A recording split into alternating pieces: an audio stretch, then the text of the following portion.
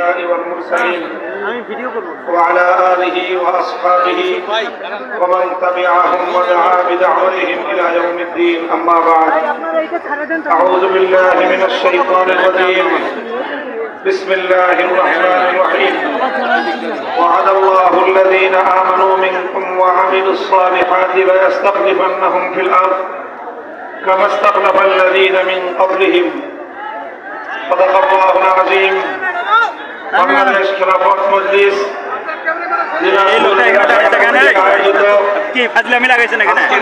সমাবেশে সংগ্রামী সভাপতি মোহতারাম মাওলানা হাফেজ রেজাউল করিম, উপস্থিত বাংলাদেশ খেলাফত মজলিস কেন্দ্রীয় ও জেলা নেতৃবৃন্দ, সহযোগী সংগঠন সমূহের নেতৃবৃন্দ, বিভিন্ন থানা ও তৃণমূল পর্যায় থেকে সমবেত সংগঠনের নেতাকর্মী, সর্বস্তরের তাওহীদি জনতা ও সম্মানিত দিনাজপুরবাসী, সর্বপ্রথম আজকের এই সম্মেলনে দাঁড়িয়ে আমি আল্লাহ রাব্বুল আলামিনের শুকরগুজারি আদায় করছি, যেই মহান রাব্বুল আলামিন বাংলাদেশের মানুষের উপর বুকের উপর জগদ্দল পাথরের মতো চেপে বসা জালিম স্বৈরাচারী যুগের ফেরাউন জালিম শাহী শেখ হাসিনাকে উদ্ধার করে দিয়ে এদেশের মানুষকে মুক্ত বাতাসে নিঃশ্বাস গ্রহণ করার সুযোগ করে দিয়েছেন। সে রব্বুল আলামিন নির্বিঘ্ন শান্তিপ্রিয় গণমানুষের স্বস্তির ঠিকানা এই বাংলাদেশ পরিস্থিতি তৈরি হওয়ার জন্য কৃতজ্ঞতা ভরে শ্রদ্ধা ভরে স্মরণ করছি ওই সকল বীর শহীদানদেরকে, যাদের আত্মত্যাগের বিনিময়ে বাংলাদেশ আজ দ্বিতীয়বারের মতো স্বাধীনতা অর্জন করেছে, যাদের আত্মত্যাগ এবং কোরবানির বিনিময়ে ফ্যাসিবাদ মুক্ত হয়েছে বাংলাদেশ। সেই 2009 সালের বিডিআর বিদ্রোহের নামে 57 জন দেশপ্রেমিক সেনা কর্মকর্তা 2013 সালে নন্দিত মুফাসসিরে কোরআন আল্লামা দেলোয়ার হোসেন সাঈদী রাহিমাহুল্লাহর বিরুদ্ধে সাজানো নাটকের মামলায় মৃত্যুদণ্ডের রায় ঘোষণার প্রেক্ষিতে নেমে আসা প্রতিবাদী জনতা, কোরআন প্রেমিক শহীদ জনতাকে স্মরণ করছি 2013 সালের 5ই মে শাপলা চত্বরে আল্লাহ নবীর ইজ্জতের হেফাজতের জন্য সমবেত বীর শহীদান হেফাজতে ইসলাম বাংলাদেশের নবী প্রেমিক তাওহীদি জনতাকে স্মরণ করছি।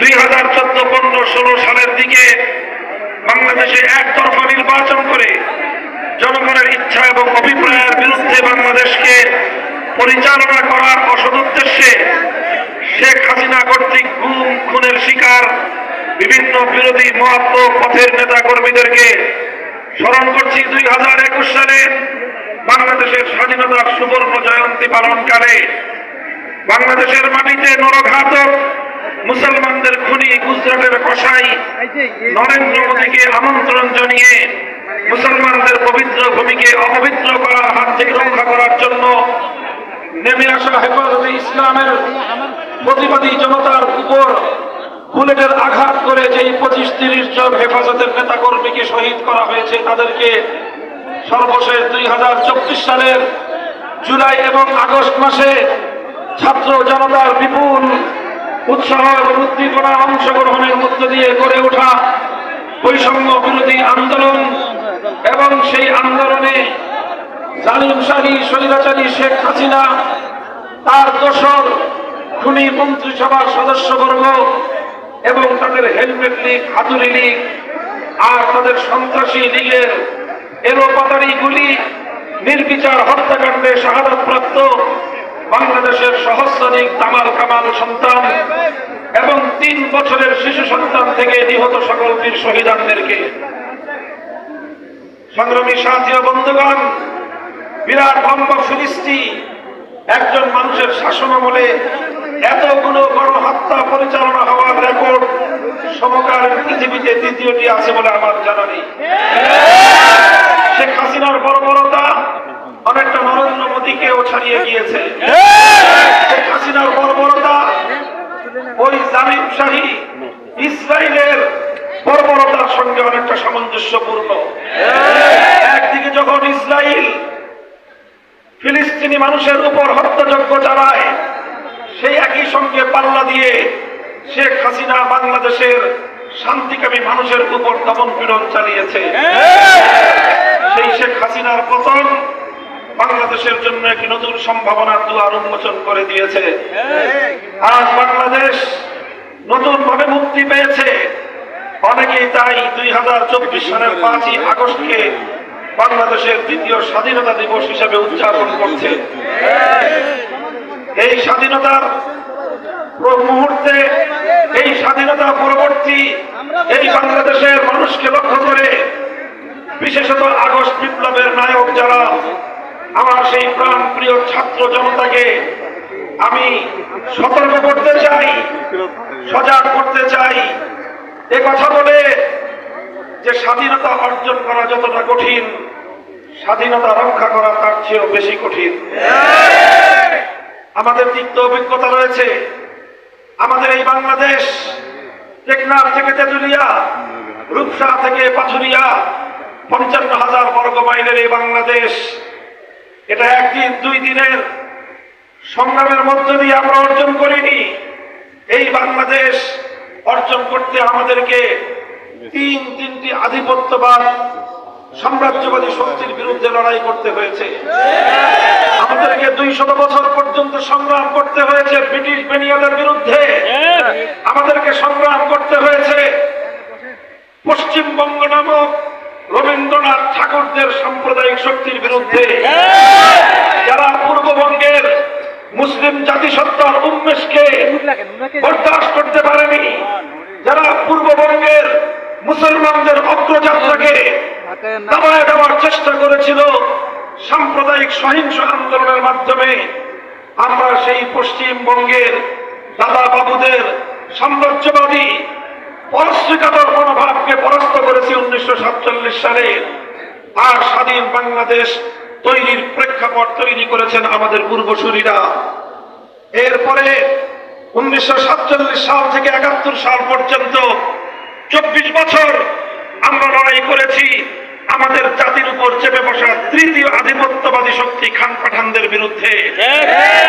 আমরা বলেছিলাম পশ্চিম পাকিস্তানিদেরকে, তোমরা আমাদের ভাই, আমরা তোমাদের ভাই, ভ্রাতৃত্বের সম্পর্ক হবে। পশ্চিম পাকিস্তানিরা আমাদেরকে বলে দিয়েছিল, না, তোমরা আমাদের দাস, আমরা তোমাদের প্রভু হব। আমাদের মরহুম মজলুম আলিম, মজলুম জননেতা আব্দুল হামিদ খান ভাসানীর ভাষায় তখন বলে দিতে হয়েছিল, যদি তোমরা আমাদের প্রভু সাজতে চাও তাহলে আমরা তোমাদেরকে সালাম জানাই, ওয়ালাইকুম আসসালাম, তোমাদের সঙ্গে আমাদের কোনো সম্পর্ক থাকবে না। আজও আমরা বলতে চাই 18 কোটি এই মুসলিম জনবসতি বাংলাদেশের মানুষকে, তাদেরকে সঙ্গে নিয়ে বিশ্ববাসীকে আমরা পয়গাম শুনিয়ে দিতে চাই, আমাদের প্রভু একজন, আরশের উপর। এই জমিনে আমাদের কোনো প্রভু নাই। এই জমিনে কেউ যদি আমাদের উপর প্রভুত্ব ফলাতে চায়, আমরা তার চোখ উপরে ফেলতে প্রস্তুত। বন্ধুত্বের হাত প্রসার করে দিবে, আমাদের কাছ থেকে বন্ধুসুলভ আচরণ পাবে, প্রভুত্ব করতে আসবে, আমরা ঠ্যাং ভেঙ্গে গুড়িয়ে দেব। এটাই হলো বাংলাদেশ, এটাই হলো বাংলাদেশের মুসলিম জাতিসত্তার 1000 বছরের ঐতিহ্য।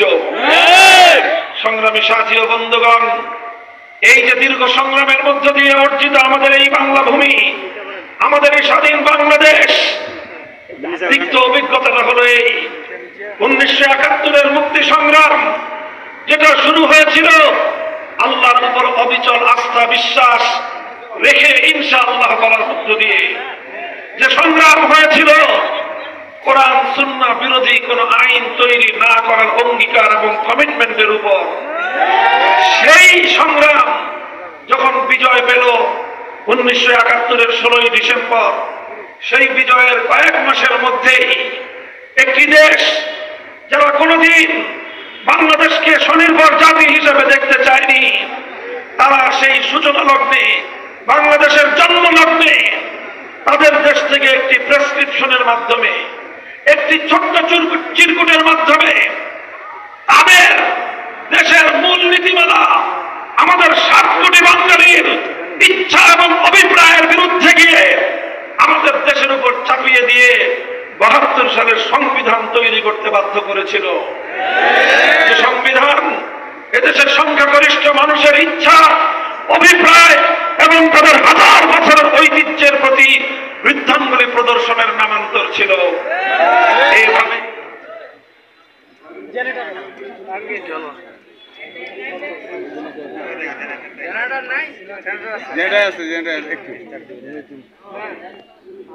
দীর্ঘ 200 বছরের স্বাধীনতার সংগ্রামকে ছিনতাই করে নিয়েছিল।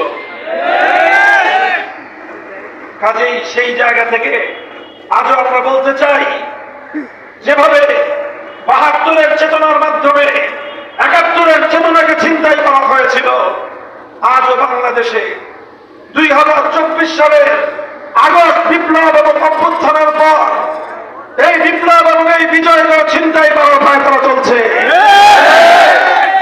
এই ষড়যন্ত্রকে যে কোনো মূল্যে রুখে দিতে হবে। আগস্ট বিপ্লবের ভিত্তিতেই আগামী বাংলাদেশ গড়তে হবে।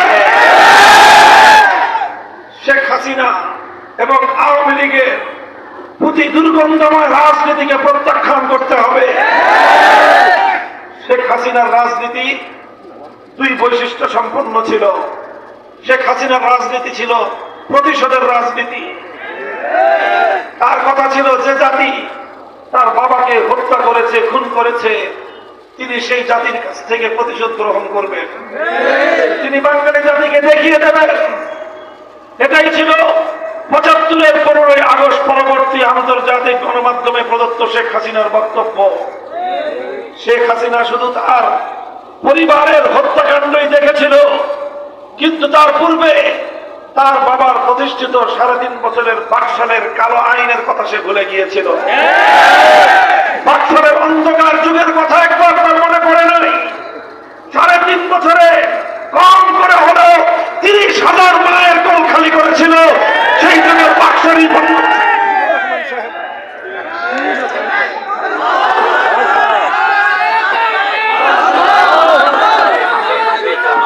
বাংলাদেশের মুক্তিযুদ্ধে যে পরিমাণ প্রাণহানি হয়েছে, যেই পরিমাণ মানুষের শাহাদাত বরণ করতে হয়েছে, মুক্তিযুদ্ধ পরবর্তী 3.5 বছরের বাকশালী আমলে তার চেয়েও বেশি মায়ের কোল খালি করেছিল তারা। এর অনিবার্য পরিণামে ঘটেছিল 15ই আগস্টের অভ্যুত্থান। সে কথা ভুলে গিয়ে শেখ হাসিনা ঘোষণা দিয়েছিল প্রতিশোধ গ্রহণের।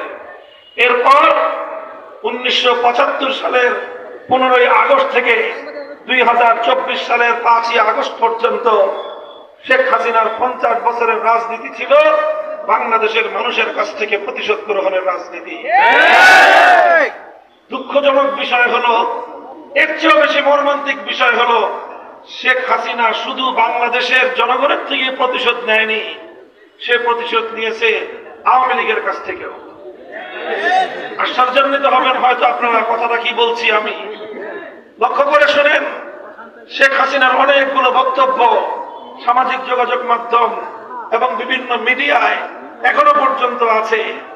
সে বলেছিল 75-এর আগস্টে 15ই আগস্ট যখন আমার বাবাকে হত্যা করে 32 নম্বরে সেই বাড়িতে ফেলে রেখেছিল, কোথায় ছিল আওয়ামী লীগের নেতা কর্মীরা? কেউ তো এগিয়ে আসেনি। একটি মানুষ কি ছিল না?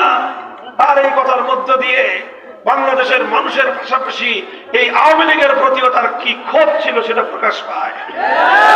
এজন্য সে ধীরে ধীরে বিগত 50 বছর ধরে পরিকল্পনা করেছে, রাজনীতি করেছে।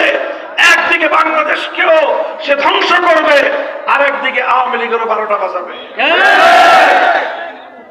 ব্যাপারটা পরিষ্কার, বুঝার চেষ্টা করেন।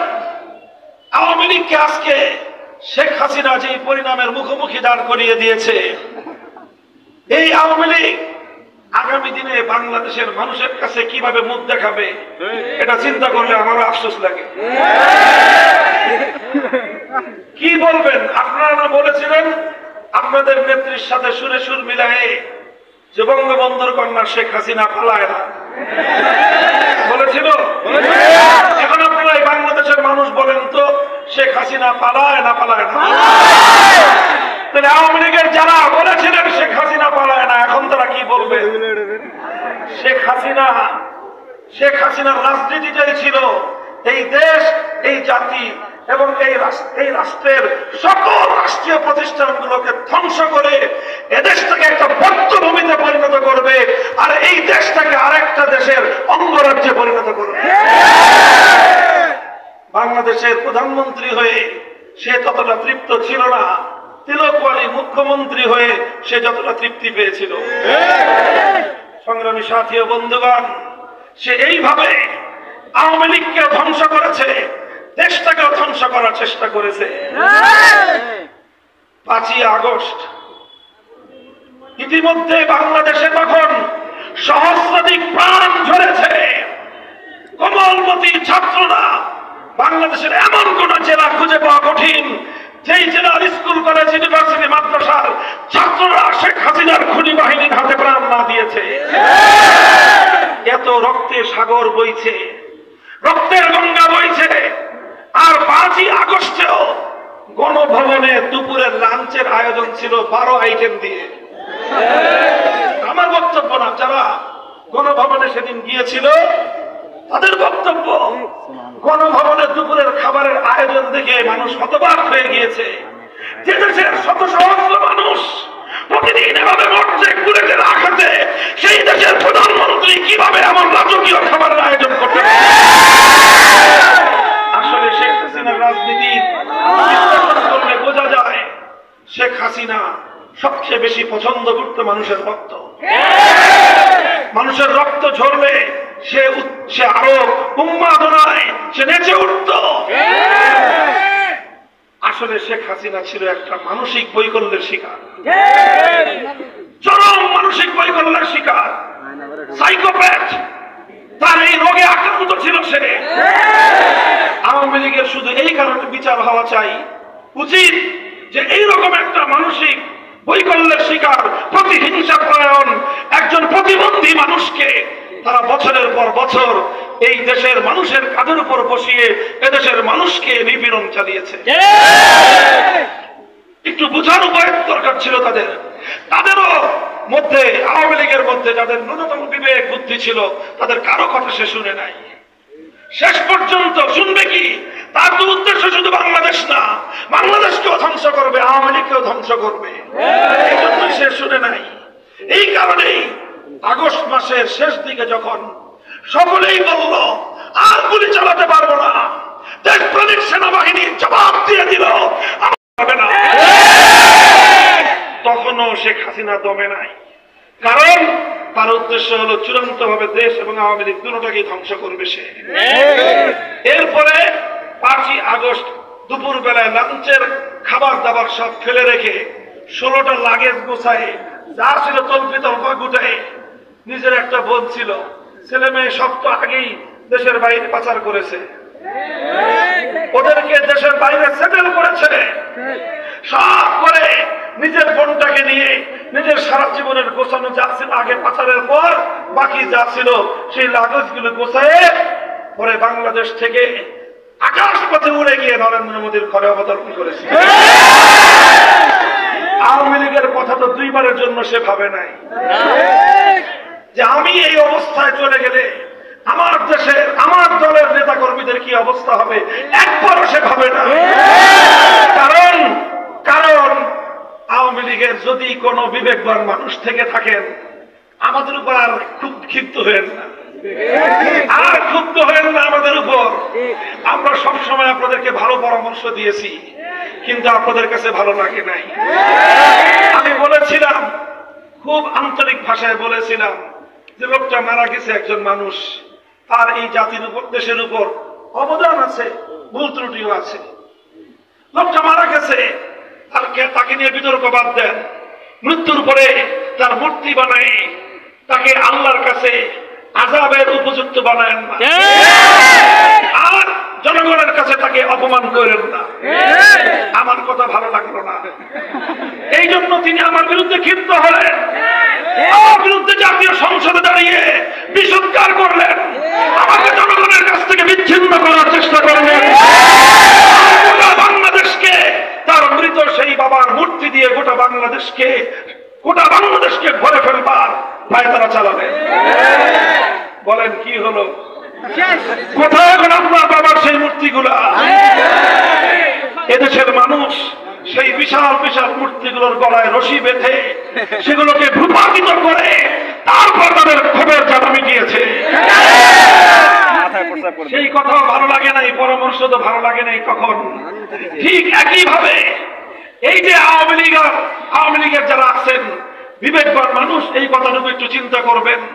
যখন আগস্ট মাসের শুরুর দিকে সবাই বলে দিল সম্ভব নয়, তখনও যদি শেখ হাসিনা একটু নিবৃত্ত হতো, একটু কমে যেত, তাহলে আজকে শেখ হাসিনাকেও এই পরিণাম বরণ করতে হতো না, আর আওয়ামী লীগকেও এই পরিণাম বরণ করতে হতো না। কিন্তু সে তো হয় চরম মানসিক রোগী ছিল, আর না হয় চরম প্রতিশোধ পরায়ণ ছিল। আর সেই প্রতিশোধটা নিয়েছে বাংলাদেশ থেকে, বাংলাদেশের জনগণ থেকে এবং আওয়ামী লীগের কাছ থেকে। এদেশে অনেকেরই তো ক্ষমতা ছাড়তে হয়েছে, পতন ঘটেছে, কিন্তু কেউ তো শেখ হাসিনার মতো এরকম ভীরুতা প্রদর্শন করে না। আপনাদের উত্তরবঙ্গের মরহুম হুসেইন মোহাম্মদ এরশাদ সাহেব রাজনীতি করেছেন, ভুল ভ্রান্তি মানুষের থাকতে পারে, ছিল, ভালো আছে খারাপও আছে। তিনিও তারও তো পতন ঘটেছিল, কিন্তু তিনি তো তার নেতা কর্মীদেরকে এভাবে ক্ষোভের মুখে ফেলে রেখে পালিয়ে যান। তিনি 5 বছরের জন্য কারান্তরীণ ছিলেন, এরপর দেশ ছেড়ে পালিয়ে যান না। বেগম খালেদা জিয়া অশীতিপর অবস্থায় একেবারে মৃত্যু শয্যায় শুয়ে কঠিন দুরারোগ্য ব্যাধি নিয়ে বছরের পর বছর কারাবন্দী জীবনযাপন করেছেন। দলের নেতা কর্মীদেরকে জনগণের মুখে ক্ষোভের মুখে দাঁড় করিয়ে নিচে পালিয়ে যাননি। আওয়ামী লীগ যারা করতেন, আমার ধারণা এখন আর কেউ আওয়ামী লীগ করেন না। আওয়ামী লীগ যারা করতেন, আপনাদের নেত্রী কি করলো বলেন? বলেন হুসেইন মোহাম্মদ এরশাদ সাহেবকে এক পাশে দাঁড় করান, আপনার নেত্রীকে আরেক পাশে দাঁড় করান, এরপরে আপনার বিবেকের উপর ছেড়ে দিলাম, মূল্যায়ন করুন। বেগম খালেদা জিয়াকে এক পাশে দাঁড় করান, আর আপনার নেত্রীকে আরেক পাল্লায় দাঁড় করান। এবার আপনি বিবেক দিয়ে পরিমাপ করুন আপনার নেত্রীর স্থান কোথায়। এই জন্য আপনাদের জন্য আফসোস হয় যে আগামী দিনে আপনারা কোন মুখে এদেশের মানুষের সামনে কথা বলবেন। একটা পরামর্শ আছে আমার, আওয়ামী লীগের যারা আছেন সবাই সন্ত্রাসী এটা আমি বলি না, তবে অধিকাংশ সন্ত্রাসী এতে সন্দেহ করার অবকাশ। কিছু ভালো মানুষ, বিবেকবান মানুষ, মানবিক কিছু মানুষও আছেন। আপনাদেরকে 2টা পরামর্শ দিব আমি। 1 নম্বর পরামর্শ, আপনারা একটা গণতবার আয়োজন করবেন। এতদিন পর্যন্ত শেখ হাসিনার সাথে রাজনীতি করে যেই পাপ করেছেন, এদেশের মানুষের বিরুদ্ধে যে ষড়যন্ত্র চক্রান্ত, এদেশের আলেম ওলামা ইসলামের বিরুদ্ধে যে ষড়যন্ত্র করেছেন, যে জুলুম করেছেন, যে অত্যাচার, যে অবিচার আপনারা করেছেন, সেজন্য একটা গণতওবা করবেন। দ্বিতীয় হলো, এই আওয়ামী লীগ নিয়ে আর বাংলাদেশের রাজনীতির মাঠে নামবেন না। আপনারা আওয়ামী লীগের যে দাদা মুসলিম লীগ, আওয়ামী লীগের দাদাকে বলবেন হুজুর কিভাবে? দেখেন, মুসলিম লীগের রাজনীতি দিয়ে শেখ মুজিবুর রহমান সাহেবের রাজনৈতিক জীবন শুরু। তারপরে এক সময় মুসলিম লীগ ভেঙ্গে তিনি করলেন আওয়ামী মুসলিম লীগ। তাহলে মুসলিম লীগের বাচ্চা হলো আওয়ামী মুসলিম লীগ। তারপরে সেই আওয়ামী মুসলিম লীগ থেকে এই মজলুম জননেতা আব্দুল হামিদ খান ভাসানীদেরকে তাদেরকে ইতি করে তাদেরকে নিয়ে কোন রকম তালগোল পাকিয়ে আওয়ামী মুসলিম লীগের পেট থেকে জন্ম নিল আওয়ামী লীগ। তাহলে মুসলিম লীগের বাচ্চা হলো আওয়ামী মুসলিম লীগ, আওয়ামী মুসলিম লীগের সন্তান হলো আওয়ামী লীগ। তাহলে আওয়ামী লীগের বাপ আওয়ামী মুসলিম লীগ, দাদা হলো মুসলিম লীগ। এই মুসলিম লীগ 24 বছর বাংলাদেশের মানুষকে উৎখাত করেছে। সেম এই জাতি যা করেছে দাদাও তাই করেছিল। এরপর 71-এর পরাজয়ের পরে এদেশে হারিকেন দিয়ে মুসলিম লীগ আর খুঁজে পাওয়া যায়। এরপর এই 54 বছর দাদার চেয়ে 20 বছর বেশি না 30 বছর বেশি এদেশের মানুষকে আপনারা উৎপাত করেছেন, নির্যাতন করেছেন। আগস্ট বিপ্লবের পরে বাংলাদেশে নৌকা দিয়ে তালাশ করলেও খালে বিলে নদীতে ঘাটে মাঠে কোথাও আর আওয়ামী লীগ আর পাওয়া যাওয়ার কথা না। নতুন নামে আপনাদের মধ্যে যারা বিবেকবান আছেন, যারা রাজনীতি সচেতন আছেন, নতুন নামে বাংলাদেশের রাজনীতিতে আসেন, এদেশের মানুষ আপনাদেরকে স্বাগত জানাবে। সংগ্রামী সাথী ও বন্ধুগণ, আমার আখেরি পয়গাম, এই যে পরাজিত পতিত স্বৈরাচারী শক্তি, তারা ভিন দেশি একটি শক্তির এজেন্ডা বাস্তবায়ন করার জন্য বাংলাদেশে রাজনীতি করেছিল। এখনো তাদের দোষরার প্রেতাত্মারা বাংলাদেশে বিরাজমান। তারা চেষ্টা করছে, চেষ্টা করবে বাংলাদেশের এই বিপ্লবকে ব্যর্থ করে দেওয়ার জন্য। এই জন্য আগস্ট বিপ্লবের সাথে সম্পৃক্ত এবং বিগত 15 বছর যারা আওয়ামী দুঃশাসনের দ্বারা নিপীড়িত নির্যাতিত হয়েছেন, তাদের সকলকে আমি বলবো, সকল রাজনৈতিক মতাদর্শের বিরোধিতা থাকুক, মতপার্থক্য আপন জায়গায় থাকুক, কিন্তু আওয়ামী ফ্যাসিবাদের বিরুদ্ধে এই ঐক্যকে আমাদের ধরে রাখতে হবে। বিএনপি, জামায়াতে ইসলামী, ইসলামী আন্দোলন বাংলাদেশ, হেফাজতে ইসলাম বাংলাদেশ, এরপরে বাংলাদেশ খেলাফত মজলিস, জমিয়ত উলামা ইসলাম, নিজামী ইসলাম, গণতন্ত্র মঞ্চ, গণ অধিকার পরিষদ, এলডিপি সহ সকলের মধ্যে ফ্যাসিবাদ বিরোধী ঐক্য আরো দীর্ঘ সময় পর্যন্ত অটুট থাকতে হবে। আর না হয় পরাজিত শক্তি আবার আমাদের জাতির উপর ছোবল মারতে পারে। সংগ্রামী সাথী ও বন্ধুগণ, আখেরি পয়গাম হলো আপনাদের প্রতি আমার, যে এই যে বিপ্লব, বৈষম্যের বিরুদ্ধে বিপ্লব, এ বিপ্লব অন্যায় এবং অবিচারের বিরুদ্ধে বিপ্লব, এ বিপ্লব বেইনসাফের বিরুদ্ধে বিপ্লব, এ বিপ্লব ইনসাফ কায়েমের বিপ্লব, এ বিপ্লব বৈষম্যহীন বাংলাদেশ গড়ার বিপ্লব, এ বিপ্লব গরিবের ঘরে ঘরে তাদের অধিকার ফিরিয়ে দেওয়ার বিপ্লব, এ বিপ্লব সাম্প্রদায়িক সম্প্রীতি প্রতিষ্ঠার বিপ্লব, এ বিপ্লব একটি শান্তিকামী দেশ হিসেবে বিশ্ব দরবারে স্বনির্ভর জাতি হিসেবে মাথা তুলে দেওয়ার বিপ্লব। যদি এই বিপ্লবকে সফল করতে হয়, বৈষম্যহীন পূর্ণাঙ্গ ইনসাফপূর্ণ একটি সমাজ যদি করতে হয়, মানব রচিত তন্ত্র মন্ত্র দিয়ে পূর্ণাঙ্গ ইনসাফ কায়েম হওয়া কোনোদিনই সম্ভব নয়।